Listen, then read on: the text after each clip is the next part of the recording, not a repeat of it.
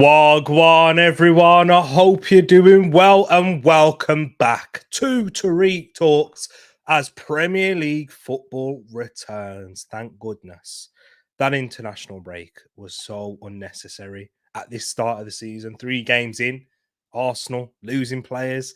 As you can see, wearing my Arsenal kit right here. If you don't know, I'm an Arsenal fan, but we're here to preview the North London derby and all the other Premier League fixtures for game week 4. Thank you to each and every one of you that is locked in live. Guys, let me know what you think about the new intro and the new little starting up screen, the overlay that you can see right now. There's going to be a nice little overlay that you'll see. I've been working with some fantastic graphic designers and video animation filmmakers, would you say? Would you class it as? For the ones who did the intro, got a nice little new outro as well. And yeah, just been working and getting that sorted. Big up to them. They know they are. Big up to them each and every time. But guys, hope you're all keeping good. I hope you've all had a fantastic week. I know I spoke about international break. It's finally over for another 4 weeks or so, but we've got plenty of football between now and the next international break because of course the Champions League football, Europa League and Europa Conference League and EFL Cup football returns as well. So there's plenty of games to get our teeth stuck into this month for Arsenal, for Man United, Man City, Liverpool, Chelsea. There's so much to talk about. And guys, I've done a nice little revamp of the channel. I'm going hard now for the rest of the season. I've been putting in the groundwork behind the scenes, so now it's about to try and put in the groundwork on this channel, getting it back and trying to aim for 1,000 subscribers by the end of the year. And that's a big task. It's a big ask. But guys, with the work of us working together in the wonderful TTF community, TTF stands for Tereak Talks Family. If you're new, but we're going to go through it. But first, it's just me tonight, guys. I know I've had guests for the first game week and the second one. Didn't do one game week 3. My apologies. But yeah, we did. This is just me tonight. So it's just me and you guys in the chat, interacting, giving our thoughts on the games this weekend and just life in general. You know, these ones tend to be a bit more free-flowing. We really keep to structure and time here on the channel anyway. We have a poor record of that, but that means more content for you guys, or more groans and moans because you just want me to talk about the Premier League football, because it is plenty of waffle over here and food chat. Big up to yourself, Shay, in the building. Nice to see you, my brother. Glad you're keeping well. Nice to see you here. Big up to yourself, Rich, or the Eagle Eye football family. I saw him put this in here earlier. He let me know in a group chat, in a message, and I am glad that the source isn't reputable. Sorry if you hear that, Moss. I am sorry. But yeah, there has been links to Jonathan David and Moss, if you're watching, our Canadian TTF OG. Too many acronyms right there. But he's been banging on this Jonathan David job ever since I've known him. And I first met him, 4 years ago. And yeah, he's been on it since then. So if Arsenal did finally land the signing of Jonathan David, I don't know what he'd do. I don't want to know either, because it might not be PG friendly. But big up to yourself, my bro, Realist, each and every time who was streaming over on his Twitch channel. Love to see you there, bro. Go check out Realist United on YouTube and on Twitch. Football Manager, WWE, that's what he's been playing with right now. But unfortunately, he's a Man United fan. Nothing really we can do about that, but he's good peoples. And of course, Rich over at Eagle Eye Football too. Go subscribe to them. Big up Casey in the building. Love to see you in here. He says, guess who's back? Tell a friend. And he says he's shouting for Spurs this weekend. Is anyone at the timeout button? Anyone? Yeah, big up to yourself, Casey, even though you deserve a timeout for that. Why am I bringing up my comment?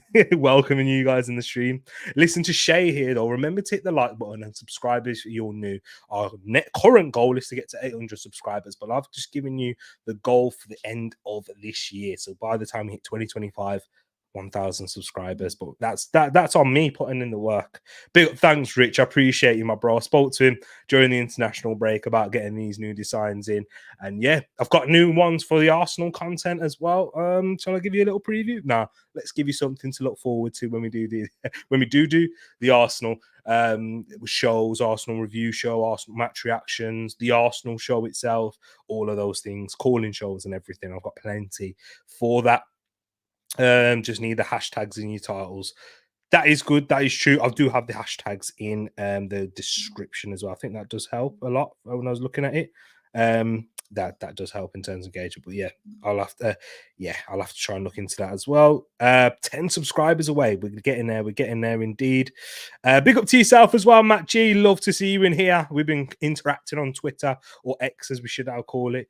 Big up to yourself. And this is a massive game this weekend. Huge game. Matt, we are going to be talking about it today. Just going to be talking about the game itself, but I'm going to go deep diving into it, all Arsenal focused from tomorrow evening. So if you're free, Matt, and anyone else who's interested, even if you're not an Arsenal fan, if you're a Spurs fan and you've come across this channel by any chance, or even just a football fan, we're going to be talking about it from Arsenal point of view. I want to get some Arsenal fans on to really have some debates and topic about the key talking points, everything surrounding Arsenal in that game. But tonight we're here to talk about the game itself and look at it from a Spurs perspective and just the Premier League preview one here too. So that's my big ups to everyone. 7 minutes in, that's enough waffle. Let's get into this one. So now I'm going to have to get used to changing into the overlay that I've got right here. Perfect. And we are going to speak about the North London derby for the first game. Not as much detail as I will tomorrow. So make sure you do check that one out, guys. You'll get to see the new overlays as well. So maybe if you're interested in that, you'll get to see, but we'll discuss it in detail. But the North London derby, the headline fixture of game week 4, it is going to be a massive one for both teams who both had disappointing results just before we entered the international break. Arsenal drawing 1-1 against Brighton after that ridiculous decision to send Declan Rice off. And again, it's not ridiculous. Yeah, we're not going to cover old ground. It's been spoken about enough already in the media, but it's just ridiculous that is a red card and that the referees don't use common sense. I'm sure that we know that, but that's where the game changed. And Arsenal, in their pursuit of the title, it does feel like any points dropped, especially this early in the season, could be pivotal. And that's just the level that this Premier League's at. It never used to be like this. When Arsenal were there winning Premier League titles not year in, year out, but up against Man United under the Wenger period, there was much room for error at the beginning of the season against Man United's Fergie's Man United, but yeah, it's all about ending the season strong, and you can even then still drop a few points and still do enough, but not anymore. It doesn't feel like that with the level that this league is at. And Tottenham, in their pursuit of Champions League football and just overall having an improved season upon Ange Postecoglou's impressive first half of the season in his last year, but flattered to deceive a little bit, and their form nosedived towards the end as they missed out on Champions League football. They'll be looking to get into Europe's elite competition, and they're coming off the back of a defeat against Newcastle themselves. So this one, there is always an incentive in this game for the North London derby. Two rivals, we can't stand each other. Me as an Arsenal fan can't stand Spurs, but they're not. It's weird because I'm an Arsenal fan that isn't from London. I'm not from London, so I'm not from the area, so I don't bump into Spurs fans as often as the local fans do. So I don't think they are the team that I hate the most, but you definitely do.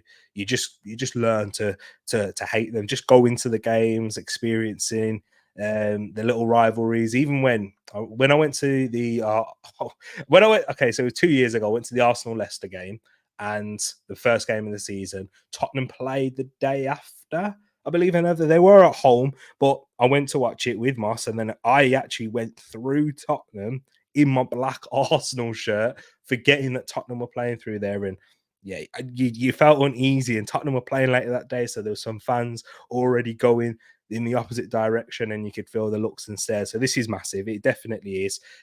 What is it now? This is the question to you guys in the chat. I want to ask you this: Is this England's, not the UK, because Celtic and Rangers, is this England's biggest derby? Is it the most fierce? Is it the best game? Whatever you class as the biggest derby, let me know. Because, yeah, Liverpool, Man United and Liverpool, it's a local-ish rivalry. Yeah, of course it is. And there's not just footballing reasons why that's a rivalry, but because of areas and Manchester and Liverpool. Yeah, they're the people. Again, they've had history. Would you look at Liverpool Everton? That's a local rivalry. Man United Man City, a local rivalry. But I don't think any of them stack up to Tottenham versus Arsenal. The levels that both teams are at is quite high as well. Not the highest, and Tottenham have never been at that in my lifetime in the highest position, fighting for the Premier League title and that. And when Arsenal were, Tottenham were what, mid-table team. I think this is the biggest one in England. Look, Rich is saying in here, or Eagle Eye saying, "No, Millwall Palace." Yeah, but my reason why I don't think that's the biggest because you don't see it often enough. And that was huge when we saw it in the FA Cup. And it was a very fierce one. This one gets hotly contested as well. There's been incidents off the pitch. Remember the Ramsdale Richarlison one? And when the fan came out and tried to put his hand to his face, tried to fly kick Ramsdale in that one there. United Liverpool. That's I don't know. That's not the local rivalry. They're not that local. I know it's not far, but it's not the one that I'm classing as a derby. That's a rivalry. This is a derby. This is what I'd say. I think it's the biggest, but maybe I'm looking at it from a biased perspective.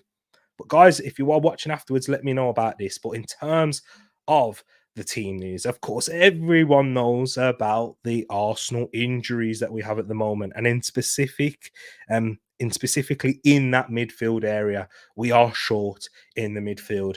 Injury to Odegaard, Mikel Arteta spoke about it today. He didn't completely rule him out, but I just think that's one of Mikel Arteta's good old tactics to just not let the opposition or anyone know that even our own fans know what he's going to do in the weekends and who he's going to pick, and just try and gain that little advantage, those little bits of mind games which Arteta does like to use and from time to time. But he's not given a confirmation. But I'm almost 90% sure he's going to be out for this one, given the ankle injury he picked up for Norway. Declan Rice suspended after that. God, I don't want to talk about it again. But also our new signing that was probably cover for both positions in a way, in Mikel Merino, is out with a shoulder injury that he picked up in his first training session up against Gabriel, and he's not going to return until after the next international break, which is mid-October. So he'll be back in late October. So Arsenal are short in the middle. What is Arteta going to do? That's the key thing. What would you guys do? What do you think Arteta is going to do as well? There's so many questions I'm asking you right there. You can't answer all of them. But in terms of other fitness news, Calafiori, who came back to Arsenal earlier in the international break than he was meant to because of that little well, I don't know if it's little yet, but an injury picked up against France. An innocuous one, really. Very unfortunate. As I'm not sure if you've seen it, but Ousmane Dembele fell on top of his calf and it kind of knocked him, and it was as he was falling, he was fouled beforehand and he hit Calafiori and it left him, and it ended up getting him off the pitch in the end. And I think it was Destiny Udogie who came on for him, in fact. So yeah, that's interesting. But Calafiori could be a doubt. If he's fit, would you start him? I'm going to give you a little hint right now, a little taster for what we'll talk about tomorrow. I won't give my whole lineup, but I would definitely start Calafiori if he's fit. Impress me in his little cameos coming off the bench against Aston Villa and Brighton in particular, and look very sharp and fit in the international break as he gained minutes. I think it was important to ease Calafiori in. I understand that. I didn't. Coming off the bench, making some of those sub appearances due to him not having a pre-season. But now I think if he's fit, of course, he's got the minutes in the tank. He's been in and around the club for over a month now, so he's getting to know things. Of course, it's still going to be an adaptation period, which I think for a young 22-year-old, it's going to be for a whole season. We have to do that. We have to give him that. We've seen with other players, it takes them a long time to settle in, and they've had a few errors and a shaky start. But Calafiori has impressed off the bench, and I would start him as a natural left-footed left-back, adding that physicality into the Arsenal team that we are missing, that energy with Declan Rice. We're going to need to add that in other places, and I think that dual winning capacity with Calafiori, being able to come inside, pick up possession there and play forward, I think he'd look more comfortable than Timber in that situation from what I've seen from Calafiori for Italy, Bologna, and in those sub-appearances. When I'm looking looking at Timber coming in at left back, still at a very high level, brilliant, but doesn't look as comfortable as what I expected him to be. And maybe that is because he's still getting to know the team. I mean, I know it's his second season technically, but as he missed out the whole of last, this is what his first real season of playing football for Arsenal. Still getting to know the system, still getting to know and get to grips with his body, because these big injuries do take a lot out of you mentally as well, in getting comfortable in that and sharp and up ready to score. So I just think Calafiori would be best suited for this game. Gabriel Jesus is fit as well. Mikel Arteta did confirm that. He doesn't always confirm injury news, but he confirmed that Gabriel Jesus is fit, returned to training, and could be available for selection. Of course, if he doesn't pick up any reaction to his groin injury. And then it's up to Arteta whether he wants to start him or put him on the bench. Again, would I start him? I think I don't know. I'm very torn on this one. I'll get my final answer tomorrow. But reasons for starting him: he brings that physical presence, because I believe we are going to have to drop Havertz deeper into midfield. He would bring us that focal point that we can play with, who can mix it with Romero or Mickey van der Ven. If we do go with a Trossard or someone else in that false nine, that I'm not sure if I trust their back to goal play more than what Havertz or Jesus could do, and it would really affect us in that when we are trying to go direct and spring in transitions and try and play off of our striker. I think we would miss that one, not having Jesus up there, someone who's able to drop in deep, play in tight spaces. I don't think there's going to be like I don't think Tottenham will be sat back and making us break them down and often. So it's just about that transition threat. I think Jesus' dribbling ability, his drive, when he is fit and firing, he is a problem with spacing behind two, as he can drift out wide and 1v1, take on his fullback, go left or right. I mean, he's a winger by trade. A lot of people might say he is a winger, full stop. So yeah, I understand that, but then again, is he going to be sharp enough? Is he going to be fit enough? Would you rather have that forward who you would rely on to put the ball in the back of the net, trying to get Trossard in there? If he gets a chance, he's not going to give you all of that brilliant link up hold. I mean, he can link up the ball well, but hold up play with his back to goal. But you know, when a chance falls to Trossard, left foot, right foot, or even header, he's going to score. So would you rather have your best finishers in the team? What do you do with our new signing, Raheem Sterling? That's a great question. Now, what do you do there? I don't think Nketiah would have started in this game yet if he was even here at the club, Rich. He did start against Spurs last season, but yeah, just not in the how Arsenal are now. But I know you're trolling. But he says here, ease Calamari in. That's his thoughts on that. But yeah, for me, it's interesting. For Spurs, Mickey van der Ven and Solanke are fit. That's good news for them. They almost have an entirely fit squad, apart from the doubt that they have is the only singular one in Yves Bissouma. He did pick up an injury playing for Mali in the international break. That could be a big loss for them, but they do have replacements in there. Pat Matassar, Bentancur can also cover in that position there for them as well. They've even got the youngsters of Archie Gray, Lucas Bergvall, but I'm sure if Yves Bissouma was out, they'd go for the more experienced options of Pat Matassar, who might start anyway, and Rodrigo Bentancur, who's of course facing disciplinary action for his comments, what he made against Son in the international break. Interesting that they're punishing him, but we didn't see anything. Or will we see anything for Enzo Fernandez and what he did and all the other Argentinian players, but specifically him, because he started it and it was on his live. So, we'll have to wait and see. Rich says VDV and Solanke might have changed the outcome of this game. With Spurs, yeah, Van der Ven I think Van der Ven is more important than Solanke, just because of what Spurs' weaknesses are at the moment, and their drop off in quality is quite massive when either Mickey van der Ven or Romero are out. That with how they defend, it relies a lot upon Van der Ven's physicality, athleticism, his recovery pace to get back, and he done that on a few occasions against us in the away game and in the home one, and you could see it's frightening how quick he is. With Solanke, yeah, he's a finisher, he's a goal scorer, and Spurs have lacked that. But Spurs on their day can score goals with or without Solanke. We've seen that last season. They've still got one of the best finishers in Premier League history in Heung-min Son. Solanke does improve in that aspect, but because there's a bit of an uncertainty around him, how he's going to adapt, how he's going to settle in, I'd probably still go for Van der Ven as the most important one so far. My other key talking points about this game before I give my prediction is, for Arsenal, as an Arsenal fan, I'm not looking for a performance. At this stage in the season, results are key. I'm not looking for Arsenal to be playing their free-flowing best football. Arteta spoke about it in his press conference today. He says you shouldn't want to go into games expecting to be always performing at your best. Of course, you're going to aim for that, but knowing that how we're going to be doing is it's about getting results. That's the most important thing. And in the very beginning of the season, guys, Arteta spoke in his first interview when he was out in sunny Mallorca, and people were taking a mickey at him for looking a little bit old. But I think that the sun does that to you. He looks okay now, but he didn't. That lighting didn't do him any favors. But he said in that, and I want to point out this specific quote: winning at our worst is one of his biggest aims for this season. I don't think Arsenal did that enough last year.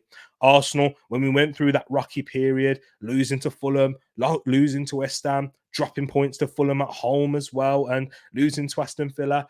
What I liked from the Aston Villa performance this season is winning when you're not at your best. That's what Arsenal need to do more. That's how Man City did it. That's how they became champions. I can remember the game that they faced against Spurs. They weren't very good in that one. Spurs were the better team, in my opinion, and they should have at least got a draw. But Man City were able to win that game. But even earlier before that, the Nottingham Forest game,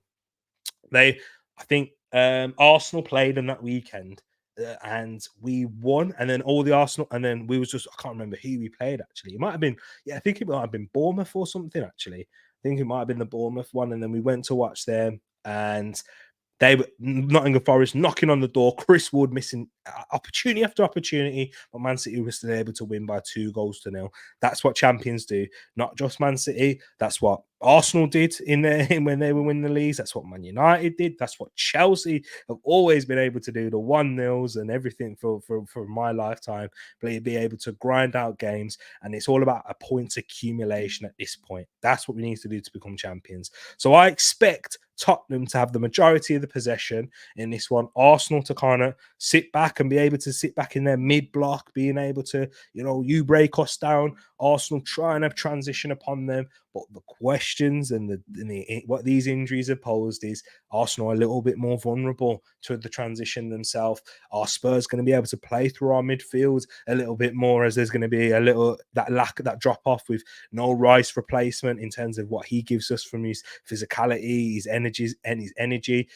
Our replacement for that this season was Marino to kind of supplement him as well. He's not fit and available, losing the pressing energy and the creative outlet and spark from Ødegaard. How are Arsenal going to respond with that? Is it going to be a 17-year-old Ethan Nwaneri? All of these will be discussed tomorrow in the big North London derby preview show. But for my prediction, how I think this game is going to go, I have gone with a tight Tottenham Hotspur 2, Arsenal 3.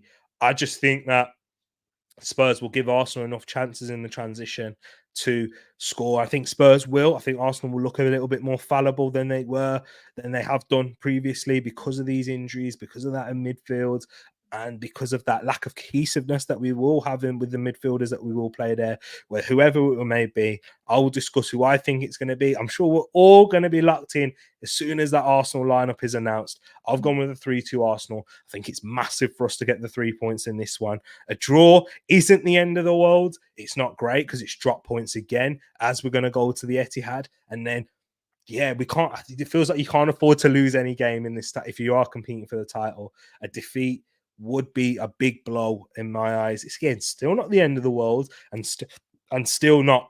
If Arsenal lose, we're out of the title race. I don't think it's that at all. But you know that this could be proven pivotal by the end of the season. You're giving the Arsenal team a massive mountain to climb. But yeah, I do think an Arsenal win is key here. I've gone with 3-2. More into this tomorrow, guys, if you want more on this. And yeah, the North London Derby preview. Again, plugging it one more time tomorrow evening. Make sure you tune in for that one. But let's see what you guys and girls are saying in the chat right now. Kay saying, I didn't realize your depth of midfield injuries has played Jesus with Havertz in that Odegaard position in a 4-3-3, plenty of wingers. That's Saka +1. Interesting. So, yeah, we have got a Saka, plus either Sterling or Trossard or Martinelli or even Jesus out on the wing. You could even potentially move Saka inside. Those are other options that Arsenal fans have come up with, Casey. We've not seen Saka play in midfield for years. He's played in midfield for Arsenal on 2 occasions. This was years back in lockdown against Brighton and also back in lockdown against Manchester City. He was excellent in that Man City game, and that was when he was, 18, 19? So, yeah, maybe we'll have to wait and see. He's waffling. Raheem, I'd sell him. Let Spurs keep the ball, use counter-attack pace. Yep, absolutely. With their high line playing on the counter, it might be a masterstroke. Absolutely agree. Even Newcastle did it. Leicester did it, and they got joy against them. I think most teams will do that. Man City kind of did it, didn't they? 4-1 Arsenal, says Shay. 2-1 Arsenal. Now pick up the pace. You have 30 minutes. I will indeed, Rich. Big up to yourself, my bro. I will jump on for that later. Southampton, Man United. This is the first game of the weekend, in fact. Erik ten Hag under real pressure at the moment with that massive defeat against Liverpool. Well, actually, you know what's mad with Man United, actually? I like to say this. I don't think Man United played as bad as the result made out. Yes, there was horrific individual errors. They deserve that defeat, and the goals that they conceded, I think they deserve to concede them just because the first 2 goals, Casemiro losing it in dangerous areas. I thought also with the way Man United was set up, I don't think that benefited Casemiro. They leave themselves terribly vulnerable when they throw bodies forward like that, and Casemiro's always trying to make that direct pass. If it doesn't come off, and he's not the best passer, he's not awful, by the way. I think his passing's underrated, but you're not playing it to a quarterback. Casemiro's not a Kroos or a Modric or even known for what his passing ability is. He's not a quarterback style defensive midfielder.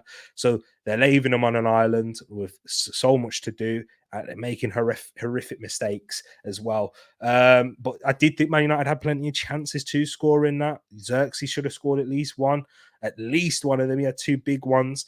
Fernandes making some poor decisions in that game, but I didn't think Man United were as bad as the scoreline reflected, or as what the meltdown came afterwards. But that's just, of course, what happens when you lose to a big rival. So yeah. Big one for Man United here, 12:30, facing one of the worst teams in the league, in my opinion, in Southampton, and they've not looked great.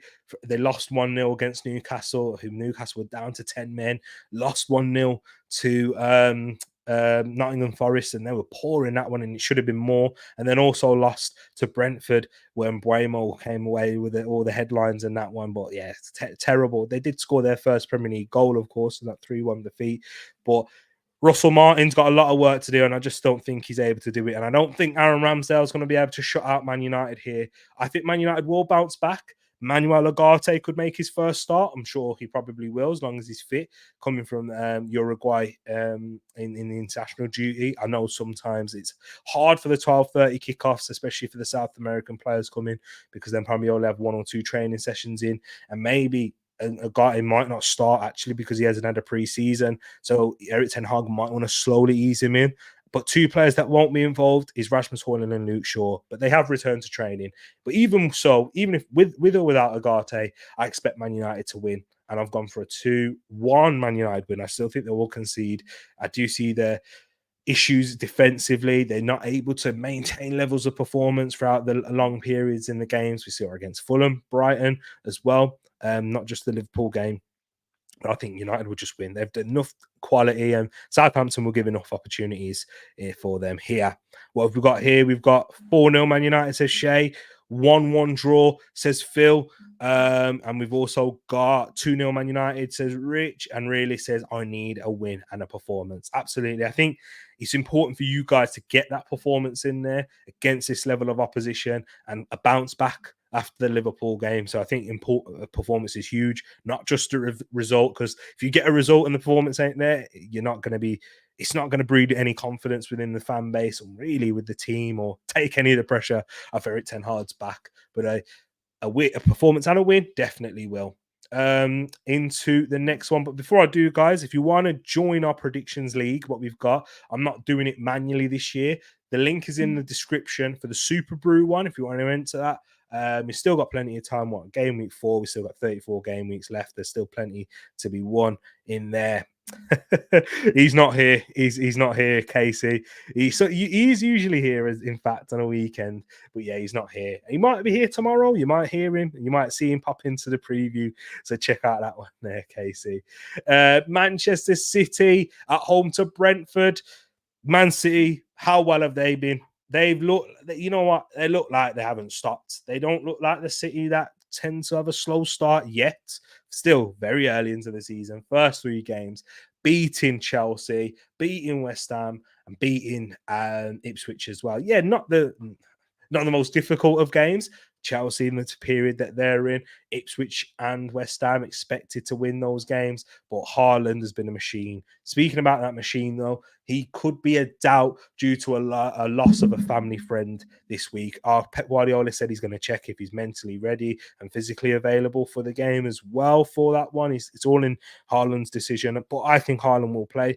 I think Haaland's the type of character that is just going to want to go out there and use that as a motivation to, you know, he doesn't need any more motivation to score because he's that good at it. But so, you know, something that, you know, this is my guess. This is what I'm guessing from the outside looking in. Of course, if he does take the time off, he's well entitled to do so, and it'll probably be better for him in that case. But he seems like the type of guy, I'll go out there, make him proud, get about a hat trick and dedicate that hat trick to him, to the loss of the family friend. But in other positive news for Man City, not so positive for the title rivals, Rodri, Foden and Savio are fit, and the two in Rodri and Foden will return.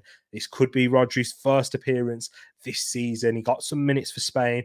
That was kind of like his pre-season to get his minutes in the tank because he did pick up that injury in the final against England.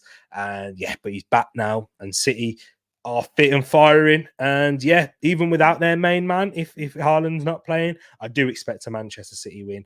I'm going to go for them to concede a goal because I think Brentford have some threats going forward. They've been okay. They've had a pretty decent start, in fact, beating Palace. Lost to Liverpool 2-0, could have been more. But then beating Southampton, that's quite good there. Sorry to mention a Palace one, Rich. But yeah, I think they've just got the threats going forward. They've got, you know, with them Mbeumo and Wissa, they could be the modern day Barclays men. I saw Brentford post that, and it drummed up a lot of reaction. It's Brentford. You can't be talking about premium Barclays days. And those watching you don't know what I'm talking about. During the international break, over on Twitter, there's been a lot of nostalgia flying about, talking about the real Barclays men who played in the Barclays Premier League era, like strikers like Asamoah Gyan, you know, Yannick Bolasie, Sahars, or really obscure names like Michu's not that obscure, but Stephen Fletcher, Kevin Doyle, you know, all of these players that had good periods during the Barclays Premier League era. And Brentford talking about Viscera and Mbeumo, hey, they could be the next ones up. They've got some talent there going forward. I think they will score. Man City do look a bit fallible defensively at the moment. Ipswich scored against them. West Ham should have scored more as well, West Ham. And Chelsea had big chances. So I think it's going to be 4-1 City, though. I've gone for 4-1. Where are you saying, guys? Casey went for a 2-3-0 United. 3-2B, says Shay. I wish, I pray. I think they are the last team to beat Man City at their stadium as well, Shay. So maybe you could be on something. That's just hope. But yeah, they are the last team to beat Man City in the Premier League at the Etihad, and that was in 2022. So that shows you how well that they've done at home. Phil says 5-2 City. when Drew grows up, tell him to pick it up. Absolutely not. Casey, do you think this kid's got a choice? He's got Arsenal kits already. He's an Arsenal fan through and through. He's got no choice. No one in the family can support United. Oh, Spurs, United, Chelsea are all off the list. Those three teams in particular, none of my kids could ever support them. I mean, they've got to support Arsenal anyway. But let's say that one of them is so desperate to not support Arsenal for whatever reason. You've got a choice. You can support any other team apart from Spurs, United, or Chelsea. I'm not really that fussed about Liverpool, to be fair, guys. I know some Liverpool fans are very annoying. They can be, but I don't really have that much beef with them.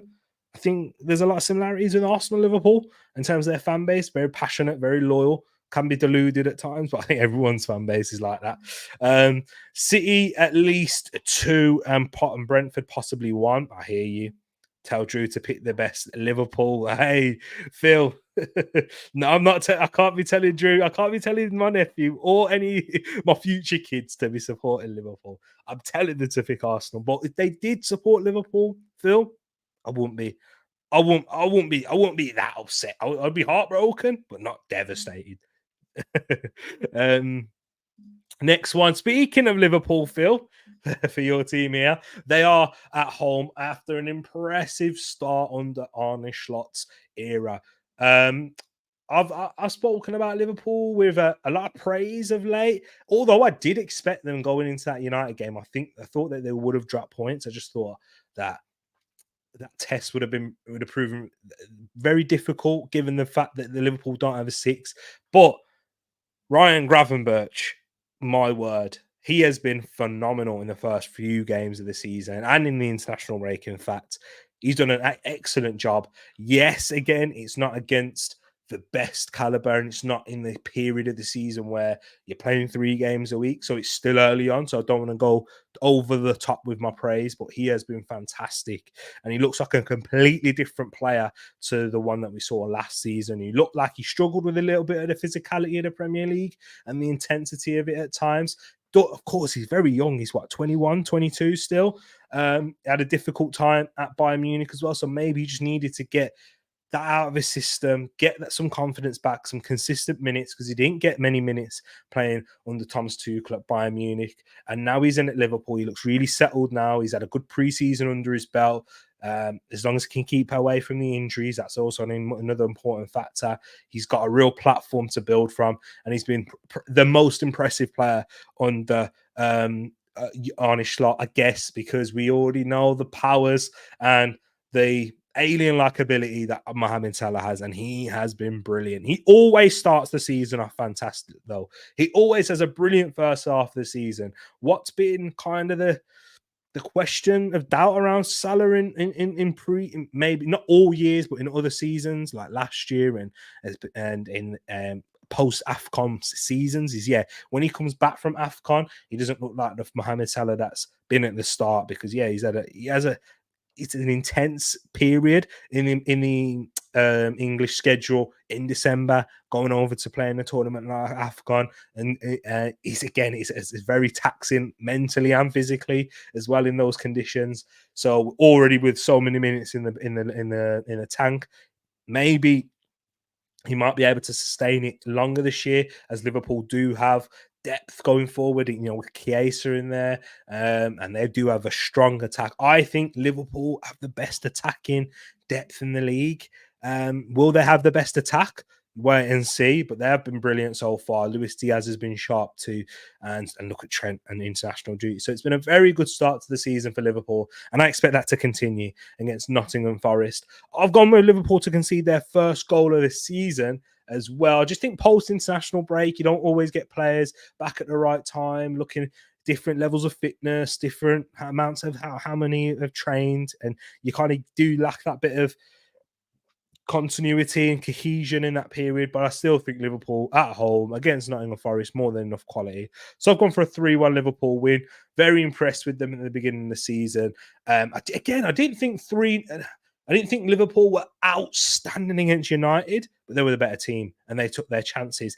The issue, I actually think Liverpool probably played better last season against United at Old Trafford as a performance overall, But the difference was you took your chances. That's if you would have taken your chances last season, you might have even beaten Man United even more than you did this year. But yeah, you kind of took your foot off the gas, had that control once you took the lead, and yeah, that's very impressive. Liverpool looking more of more of a threat week on week, but this one's going to be a big test. Another test for Arne Slot, but I've gone for 3-1 win. Let's see what you're saying now, guys. Brentford's best hope. No, I'm not going to read that. But Tony is another clean sheet for Alisson. 3-0 says Phil. It's illegal to influence young child mind. Let him be sensible and pick United. That's illegal. That's negligence if he picks on United. Reds definitely 2. Forest maybe 1. I've done my score prediction in the app. Big up to yourself, Shay. Love for doing that. Depth, I'll go for Spurs. Quality. Spurs quality. Spurs is quality in depth. Wow. Interesting. I think Spurs haven't done enough in terms of their depth in certain positions. I don't think they've got enough depth in their defense. They've got depth in midfield. I agree with that. But I don't think they've got quality in depth out wide either. If Songo drops down injured, they're in trouble for goals, I think. And who beyond Maddison as well? Do they have any more creators beyond Maddison? Not too sure. Shay's gone for a Liverpool 1-1. If he picks United, that would be foolish, not sensible, as the sensible choice would be Liverpool, says Phil. Right now, if it would be Liverpool over United, let's be honest, if he wants to go for success. But hey, who knows, by the time he reached my age, because when I was his age, yeah, Arsenal were awful. I don't know why. We're still getting top 4, but nowhere near challenging for Premier Leagues. Next game we're going to talk about, IFC Bournemouth against Chelsea. The reason I've got Chelsea in one of the top 5 that we're going to speak about is because they are going through. They are, when you thought Chelsea were a mess, it gets worse for Chelsea fans. They are even more of a mess than we first originally thought, because of the ownership issues that they're facing. Todd Boehly versus Clear Lake. I think that's going to have huge ramifications of what's going on at Chelsea in the next year or 2. This could be even longer than that. Speaking as an Arsenal fan, and Man United and Liverpool all suffered it as well. I'm sure all of our clubs have suffered it. And Crystal Palace, they're going through a little bit of it as well at the moment. That period of uncertainty with your ownership does trickle down when there are loggerheads, when there's people clashing at the top. It impacts what happens on the pitch, no matter what you say, no matter how you feel, because there's so much uncertainty. Who wants me here? Who really wants Enzo Maresca? I know we got given that 6-year deal, but there's going to be pressure surrounding him. He's going to be facing all these questions. Players' futures, them agents, even the players that have just signed have gone, what have we done? Why have we come into this situation? It's not necessarily new ownership, but we're not sure in the direction the club is going at the moment, who's going to be in charge, etc. Recruitment staff, all of this there. And this has big implications of what happens on the pitch, because even in terms of sales, investments, the Chelsea have spent a lot of money, and I've kind of looked into a little bit this week in terms of the Chelsea situation. Not to go in too deep, because this could be a whole show in itself. But with Clear Lake and how they operate, they're an investment group that obviously have investors. So let's say you guys in the chat investing into Tereak Talks. If you invest in your time and money, you guys are the real money men. If you're not happy with how I'm moving, that's going to affect me and my decisions on the club. But Todd Boehly's trying to buy out them. They're trying to buy out Todd Boehly. That's not going to happen. So they're just going to wait. And also, if you don't like the person that you're sharing the club with, you're not going to want to make them successful, because if you make them successful, what happens then is if you want to buy them out, you're increasing their share price. You're going to try and want to get their share price to deduct and be as low as possible, so that you can put them in a position and say, you've got no choice but to sell. That's what happened with Arsenal. We was cranky out, all of that KSE, not nonsense, but it was right at the time. All of that, all those KSE protests. As soon as they took full control of the club, It was a much more stable atmosphere. You're seeing Arsenal investing loads in players, investing loads into our academy now, and look at where we're at. It took us that long. Kroenkes and Usmanov were co-owners in that sort of part of the shareholders for since 2004, I think 2005 or 6. In fact, actually, yeah, within those time periods, and we only got out of that in 2018. That's how long it was. So, yeah, I think that will cause some trouble. In terms of this game, though, for Chelsea, how do I think this is going to go? It's hard with Chelsea because you never quite know what to predict. I think they'll actually prefer this to be away from home, away from all Stamford Bridge, where there is all that uncertainty. Fans don't quite know where the club's going. They're going to split between the fan base. Is it Team Burley? Is it Todd Bowley? Is it Team Clear Lake? Who knows? But this game here, I think it's going to be important for Chelsea to get the win after a disappointing draw at home in a game that they should have picked up more points against Crystal Palace. Madueke, I think he looked sharp for England as well. I think they've got some good performance. They've got some key talent, Chelsea. There's no denying that. Not managing to get Osherman over the line. I do think they'll have an impact on them from a goal-scoring perspective. But Bournemouth quite open themselves. I think it's going to be an entertaining game. What time kickoff is this? In fact, 8 o'clock on a Saturday. You don't see that many 8 o'clock kickoffs on a Saturday, but that's going to be an interesting one, I think. So get a tune into that. Bournemouth versus Chelsea. I'm going for a 3-1 Chelsea. Yeah, I think Chelsea have just got enough attacking talent. Neto, Palmer, and Kunku. Jackson, I don't actually mind Jackson. I don't think he's that bad of a player, but I just don't think he's a great finisher. So yeah, I've gone for 3-1 Chelsea. And I'm not sure if Bournemouth were able to score enough goals now without Solanke, but that's something that we're going to have to wait and see, isn't it, guys? So yeah, let me see what you're saying in the chat. What have we got here? 3-2 Chelsea, says Shay. Spurs attackers Maddison, Werner, Solanke, Son, Johnson, Richarlison, Odebear. Yeah, again, if you're throwing Maddison in there, then who's their midfielders? Do you know what I mean? So I hear you, but I don't think that's great depth. Werner, Johnson, no. Richarlison, no. Do you know what I mean? I don't think that's the best depth in the league. I think they've got a very good first 11 though. 1-1 draw, says Phil. Kulusevski, yeah, again, not as good as Salah. Not as good as Salah. Jota, not Salah, Jota, Gakpo, Nunes.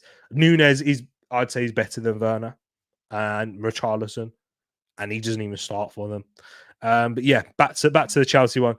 2-1 blue, says Casey. Philip, we can agree. Don't pick Arsenal. Big up Niall. Big up to Niall in the place as well. Nice to see you in here, my brother. I hope you can keep him well. But yeah, I've gone for a 3-1 Chelsea. Where can Spurs finish? Oh, I actually predicted. Okay, I predicted at the very beginning of the season Spurs to finish 4th.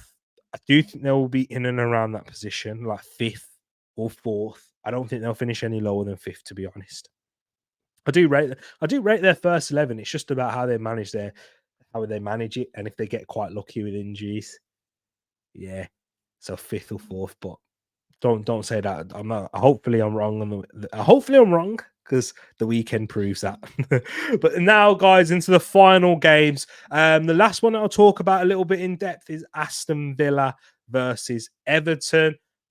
Big game. It is a big game for both teams right now. Aston Villa this is their Premier League game before the eve. It's going to be interesting to how Aston Villa take this one. 5:30 kickoff, because all their eyes and all their focus and attention is going to be on the Champions League. What team is Emery going to pick? Is he going to try and rest players or try and mix and match? Because we know Emery does that as well. As an Arsenal fan speaking, who had Emery, he does like to rotate his team, especially for European competition. There's going to be so much focus and pressure upon that to do well in that competition. Who do Aston Villa have in their first game of the Champions League? In fact, is it Bayern Munich? I think it actually might be. It is. No, it's not. It's Young Boys. Okay, so it's Young Boys away from home, but it's away from home in the Champions League. So that's going to be difficult again, is because their first game, we don't know what to expect. Will they make changes?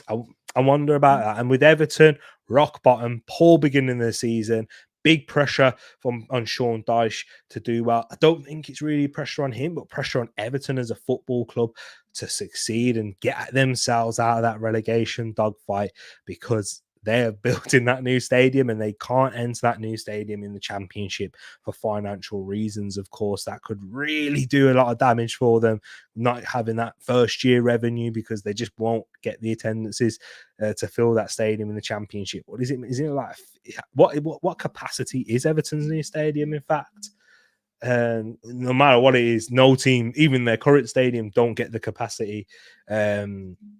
New stadium capacity 52. Okay, so nearly 53,000. So it's 52,888. So let's say 53,000, yeah, rounded up. They are not even going to get, they'd be lucky to get half of that on the average attendance throughout the season in the Championship. But I might be wrong. Everton are a very passionate, loyal fan base. They might be able to get closer to that, but nowhere let's be honest, they're not going to get to capacity for on an average in the Championship. Premier League, different. But yeah. Aston Villa Everton, though, even though I have said it's going to be an interesting one, I have struggled to kind of predict this game, to be honest. But Aston Villa at home, John Duran, the form that he's in, he's completely turned my opinion on him. In the summer, I'm not a fan of him. Needs to leave. Don't like that attitude. But I know he's always been like talented. I always knew that, and he's got raw, like physical ability as well.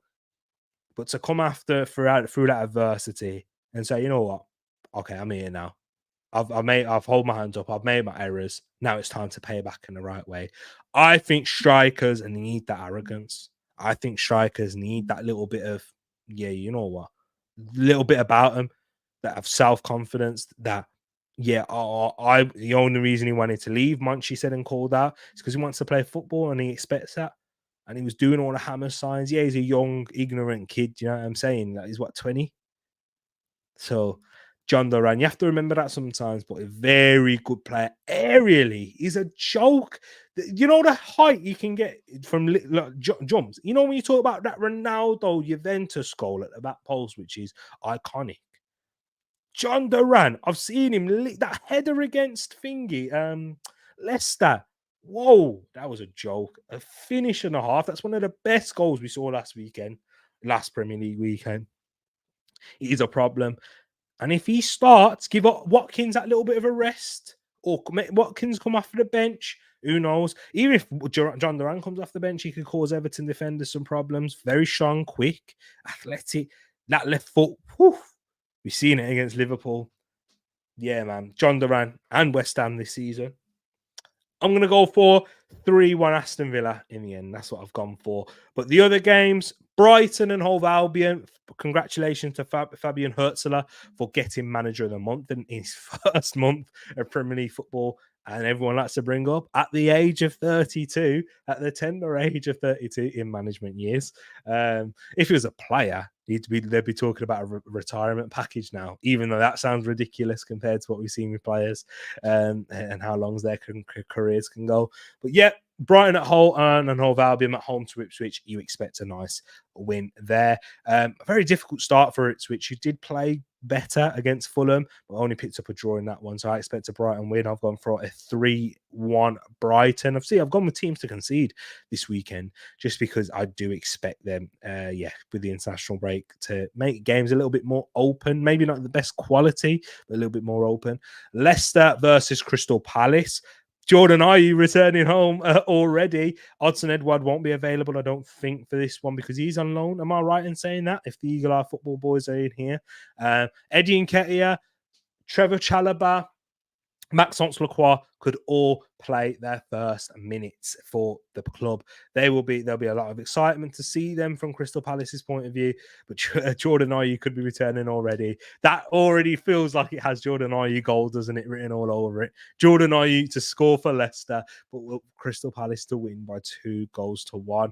Fulham West Ham, London derby, West versus East. Oh, this one's a tasty one, in fact, a mid-table tasty fixture because I do like Fulham, and I think Fulham have started the season quite well. I know they picked up a last win and a draw, so they've got they've got 4 points in their name. West Ham at home. West Ham a little bit.